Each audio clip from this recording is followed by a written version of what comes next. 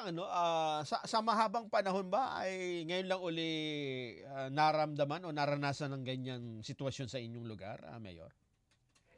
On 2017, no, or 20 somehow in 2019, if I'm Mm. not mistaken, nag-erupt 'to. Aha. Nag-erupt na medyo meron tayong nakita na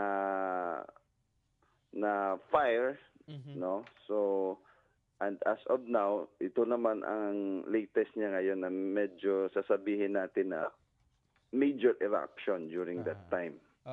Ibig sabihin mas ano po ito, mas, active ngayon kaysa nung huli? Yes, Canlaon volcano is an active volcano naman. So Opo. it is usual to us seeing the volcano erupt Yes. every month. Mhm. Pero yung eruption, Mm. clear smoke lang. But unlike kagabi na may kasamang ashfall talaga na Oo.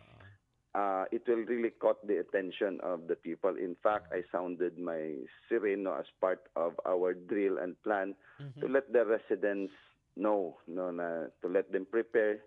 No, kailangan kasi vigilant tayo. Yes. Hindi naman natin pwedeng isang tabi lang. Mm, mm. So, kagabi parang isa 'yon sa ah, sabihin natin pinakamalakas na eruption ever since, no, 2019.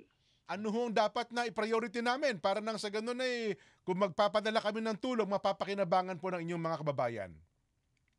Yes, siguro as of now yung mga face mask na lang muna Okay. at saka yung gas mask, no, for our responder, no, kasi mahirap din mag-respond pag yung gamit mo na mga face mask is yung ordinary lang. So dapat Mhm. yung gas mask talaga at saka yung mga goggles, no. Yun yung nakikita namin kagabi. Meron naman tayong stock, no, sa Eldrim natin.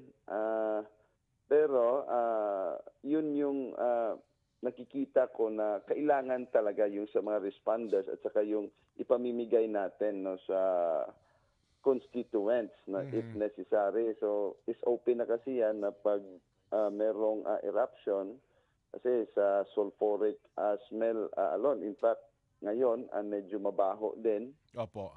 So we advise na kung meron mang tulong sa mga kababayan, so we would appreciate it will be face mask and gas mask for our responders.